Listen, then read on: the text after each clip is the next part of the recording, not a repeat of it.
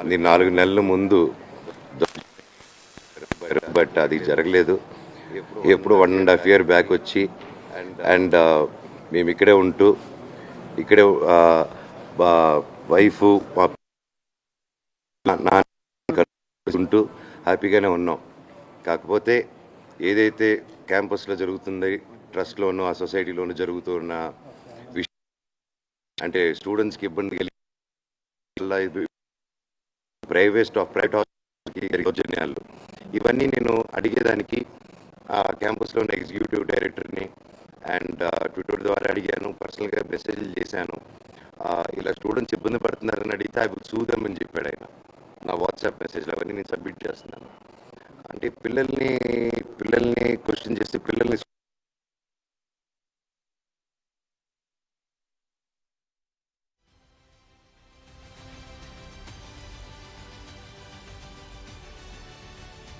Right. మంచు family ఆస్తి తగాదాల వేళ ఇటు రంగారెడ్డి జిల్లా కలెక్టరేట్కు వెళ్లారు మంచు మనోజ్. భూతగాదాల విషయంలో జిల్లా అదనపు కలెక్టర్ను కలిశారు. తన ఆస్తుల్లో ఉన్న వారిని ఖాళీ చేయించారంటూ మోహన్ బాబు ఇవాళ ఉదయం రంగారెడ్డి జిల్లా మ్యాజిస్ట్రేట్కు ఫిర్యాదు చేశారు.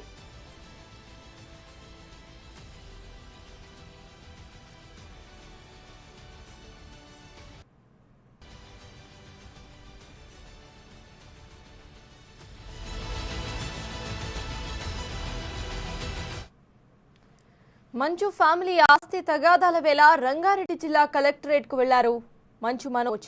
భూ తగాదాల విషయంలో జిల్లా అదనపు కలెక్టర్ను కలిశారు మనోజ్.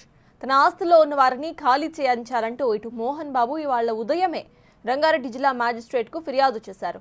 అయితే జల్పల్లిలోని తన ఆస్తులను కొంతమంది అక్రమంగా ఆక్రమించుకున్నారనేది ఆయన యొక్క కంప్లైంట్ యొక్క సారాంశం.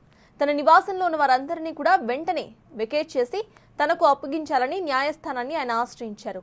దీనికి సంబంధించి ఇటు రంగారెడ్డి జిల్లా మ్యాజిస్ట్రేట్ను మంచు మనోజ్ కూడా కలిశారు.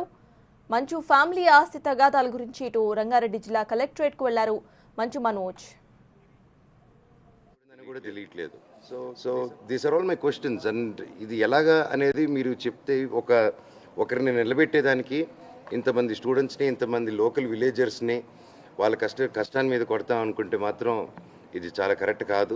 ఇది కూర్చొని మాట్లాడదామని నేను పిలుస్తున్నాను, కానీ ఎవరు రావట్లేదు. అండ్ నేను పారిపోవట్లేదు, నాకు సిగ్గు తలంచుకొని పారిపోవట్లేదు, భయపడి నేను పారిపోవట్లేదు.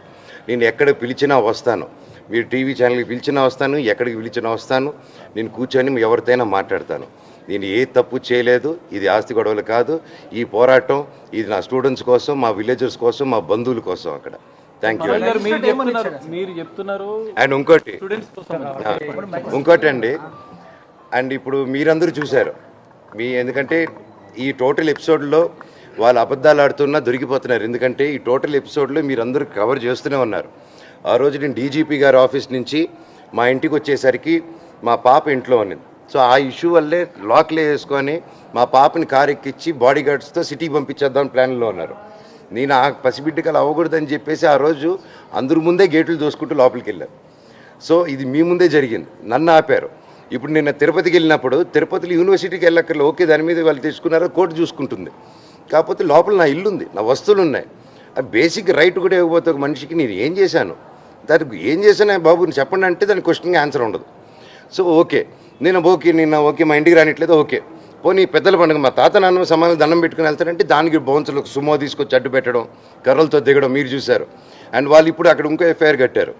నేను గేటు దూకారంట. అక్కడే సిఐ గారు అందరూ పోలీస్ ఆఫీసర్లు ఉన్నారు, మీ బృందం మన ప్రెస్ బృందం మొత్తం ఉండింది అక్కడ. గేటు ఎవరో ఎక్కి దూకి వాళ్ళు గేట్ ఓపెన్ చేసి నేను నడుచుకుంటూ లోపలికి వెళ్ళాను.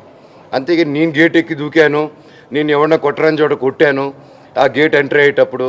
ఇంకే నోటికి అబద్ధం వస్తే పక్కన ఎవడ ఏ సలహా చెప్తే అది రాసుకుంటే లాస్ట్లో ఒక సైన్ పెట్టడం, ఎఫ్ఐఆర్ రేజ్ చేయడం.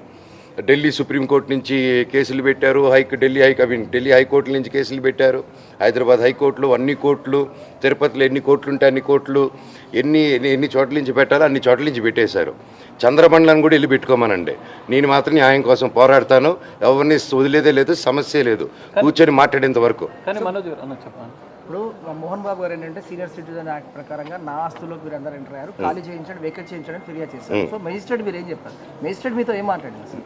అదే మెజిస్ట్రేట్ గారికి ఇదే చెప్పాను ఎగ్జాక్ట్లీ. ఇప్పుడు మీకు ఏదైతే చెప్పానో ఇదే నిజం చెప్పాను. అంటే ఇంట్లోకి నేను రానిట్లేదని, ఇంట్లో నేను చేయట్లేదని, అది అది చెప్పేదానికి కామెడీగా ఉందండి. అది నేనెందుకు రానియకుండా ఉంటాను, మీరందరూ హ్యాపీగా రండి, నేను రానికపోతే సో ఇదంతా ఫాల్స్ అలిగేషన్స్. స్టూడెంట్స్ కోసం నిలబడినందుకు ఇది చేసేది. థ్యాంక్ యూ అండి. సార్ ఒకటి ఫైనల్ గా మీరేమో అంటే వివాదాలు విద్యా సంస్థల విధానం కానీ ఆస్తి విషయం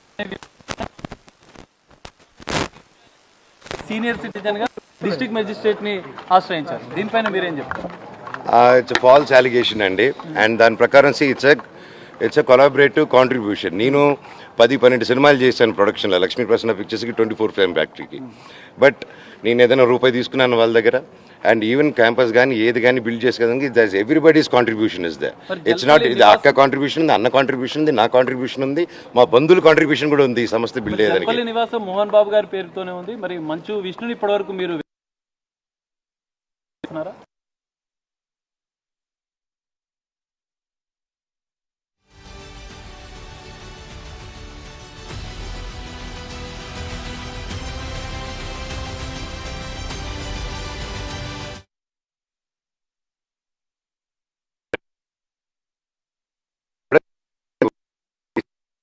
సబ్మిట్ చేస్తాను. Thank you.